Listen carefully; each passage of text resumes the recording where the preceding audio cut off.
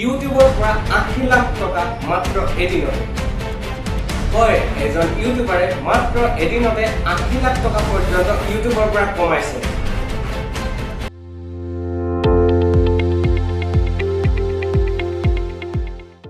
নমস্কাৰ বন্ধুসকল, স্বাগতম জনাইছো এটা নতুন ভিডিঅ'লৈ। আজি বিষয়টো হ'ল যে এজন ইউটিউবাৰে আচলতে পইচা পায় বুলি আপোনালোকে হয়তো শুনি আছে, কিন্তু কিছুমান এনেকুৱা লেভেলত পইচা পায় যে আমি ভাবিবও নোৱাৰো। আৰু আজি আমি ক'বলৈ গৈ আছো এজন এনেকুৱা ইউটিউবাৰ যোনটো চেনেল হয়তো আপোনালোকে কেতিয়াবা চাইছে, যোনটো চেনেল হৈছে ক্ৰেজি XYZ। এই চেনেলটো যোনে চলায়, অৰ্থাৎ যি ইউটিউবাৰজনে চলায়, তেওঁৰ নাম হৈছে অমিত। হয়তো আপোনালোকে কেতিয়াবা চাইছে, তেওঁলোকে এক্সপেৰিমেণ্ট ভিডিঅ' বনাই হয়তো আপোনালোকে কেতিয়াবা নিশ্চয় চাইছে। তেখেতলোকে আচলতে কেনেকেনো এদিনতে 80 লাখ টকা পৰ্যন্ত কমাবলৈ সক্ষম হৈছে, সেই আঁৰৰ কাহিনীটো আজি জানো বলক।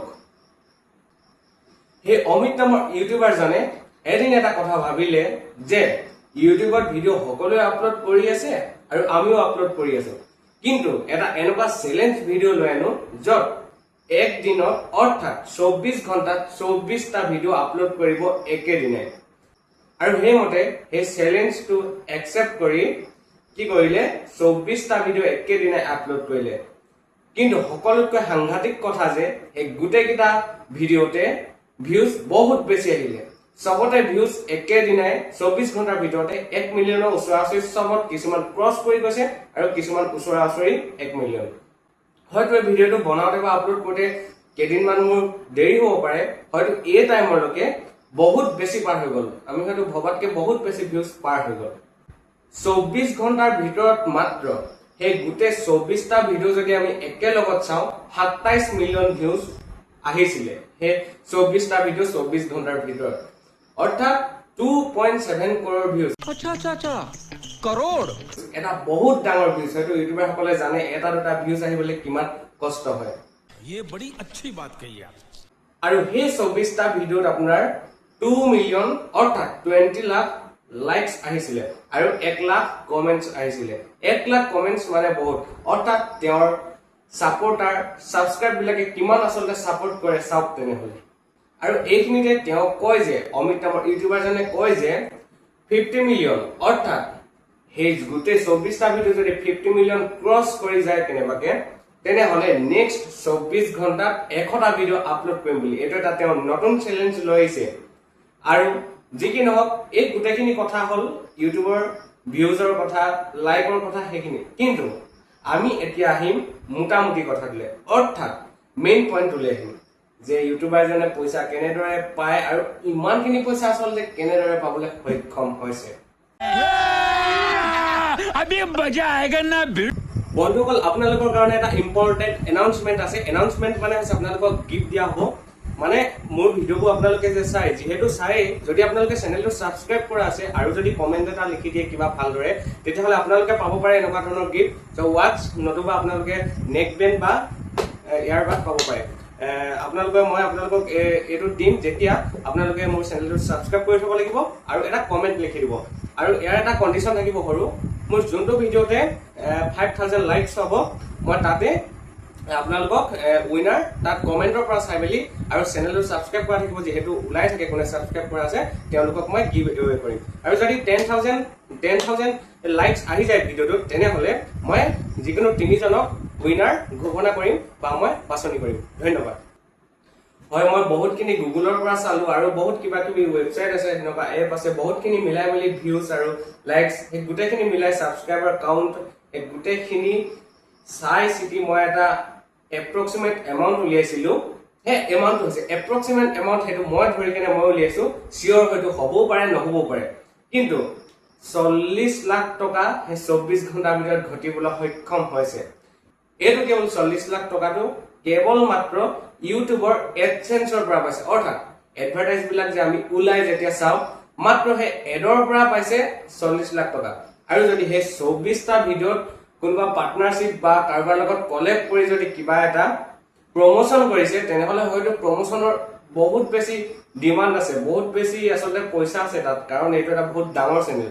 গতিকে প্ৰমোচন কৰি মেলি হ'লেও আৰু মিনিমাম 40 লাখ টকা এটা হয়তো গোটেই 24টা ভিডিঅ'ত তেওঁলোকে পাবলৈ সক্ষম হৈছে। গতিকে আমি দেখো যে মাত্ৰ 24 ঘণ্টাত 24টা ভিডিঅ' আপলোড কৰি যিয়ে মাত্ৰ এই চ্যালেঞ্জটো কমপ্লিট কৰিব বিচাৰিছিলে কিন্তু কমপ্লিট কৰাৰ পিছত এটা আৰৰ কাহিনীটো হ'ল যে কিমান টকা আচলতে একেদিনত ঘটিবলৈ অৰ্জন হ'ল একেদিনাই 80 লাখ টকা পৰ্যন্ত ঘটিবলৈ সক্ষম হৈছে এই অমিত নামৰ ইউটিউবাৰজনে হয় হয়তো মই কাৰণ ধৰি লৈছো বা বিভিন্ন ৱেবছাইট আৰু গুগলৰ পৰা চাই মিলাই মেলি এই এমাউন্ট উলিয়াইছো হয়তো কমো পাব পাৰে হয়তো বেছিও পাব পাৰে আৰু আপোনালোকে হয়তো জানে যে এটা ভিডিও যিমান দেৰি চলে তাত যিমান এড আহে সিমান পইচা আচলতে পাব পাৰে এই গোটেইকেইটা ভিডিঅ' লগাই এপ্ৰক্সিমেট টাইমটো হৈছিলে 3 ঘণ্টা 46 মিনিট অৰ্থাৎ 3 hours 46 minutes হৈছিলে ইমান দীঘল আচলতে এখন চিনেমাতকৈ দীঘল আৰু ভিউজ কিমান আহিছিলে তো আপোনালোকক কৈছো মাত্ৰ 24 ঘণ্টাৰ ডাটাটো কৈ আছো মই এইটো মাত্ৰ 24 ঘণ্টাৰ ডাটাটো কৈ আছো মই আপোনালোকক যে 24 ঘণ্টা হে 24টা চ্যালেঞ্জিং ভিডিঅ' আপলোড কৰি মাত্ৰ 24 ঘণ্টাত 27 মিলিয়ন অৰ্থাৎ 2.7 crore ভিউজ পাইছে আৰে দেৱা এইটো আচলতে এটা বহুত ডাঙৰ এমাউন্ট অফ ভিউজ হয় আৰু ইমান এটা ডাঙৰ এমাউন্ট অফ ভিউজ লগতে 3 ঘণ্টা 46 মিনিটৰ এটা সময় ডিউৰেচন ইমান দীঘলীয়া আচলতে তাৰ আচলতে কিমান এড আহিছে আপোনালোকে ভাবক আৰু সেই এডৰ পৰা অৱশ্যে বহুত টকা অৰ্জন কৰিব পাৰিব তেনেহলে চাওক এজন ডাঙৰ ইউটিউবাৰ হলে আচলতে একেদিনাই কিমান টকা ঘটিব পাৰে হয়তো মোৰ দৰে আৰু ইউটিউবাৰ আছে হয়তো কিছুমানে ভিডিঅ' চাই আছে তেওঁলোকে হয়তো ভিডিঅ' বনায় আৰু তেখেতকো হয়তো চাই অমিত যি এক্সপেৰিমেন্ট চেনেলটো চলাই আছে এটা ইমান ডাঙৰ চেনেল আচলতে বহুত কষ্টৰ পৰা এখাপকে উঠি আৰু আমি সকলোৱে জানো যে কনসিস্টেন্সি হৈছে সবতকে মেইন বস্তু আমি যদি কনসিস্টেন্সি নাৰাখো অৰ্থাৎ অলপ কেটো হ'ব লাগি থাকিব লাগিব তাক কিন্তু আমি যদি হঠাতে লাগি তাক এৰি দিও কিন্তু তেতিয়া চেনেলটো কেতিয়াও নচলে হয়তো এইটো প্ৰবলেম বহুতৰ ক্ষেত্ৰত হয় বা মোৰ ক্ষেত্ৰতো হৈ আছে एक काम कर 200 रुपए दे और 50 रुपए काट ओवर एक्टिंग के वजह আৰু বন্ধুসকল আশা কৰো আজি এই ইনফৰমেশনটো পাই হয়তো আপোনালোকে খুব বেছি ভাল পালে আৰু হয়তো আপোনালোকে গৈ মেলি চেনেলটো এটা চাবগে পাৰে আৰু এই কথাখিনি জানি কিবা এটা জানিব পাৰিলো নিচিনা লাগিলে যে এনেকুৱা এজন ইউটিউবাৰ আছে বা ইমান টকা পাব পাৰে গতিকে অলপ হলেও যদি ইনফৰমেটিভ লাগিলে ভিডিঅটো লাইক কৰিব আৰু পাৰিলে চেনেলটো সাবস্ক্ৰাইব কৰি ল'ব আৰু ভিডিঅটো পাৰিলে শেয়াৰ কৰি দিয়ক শেয়াৰ এটো কাৰণে কৈ দিয়ক আপোনালোকৰ যি সকল বন্ধু আছে যে ইউটিউব কেদিনমান লাগি এৰি দিয়ে কনসিস্টেন্সিটো নাৰাখে এই কনসিস্টেন্সিটো ৰাখিবলৈ যাতে উৎসাহ দিয়ে তেখেতক সেইভাবে ভিডিঅটো আপোনালোকে শেয়াৰ কৰক যাক যিমান পাৰে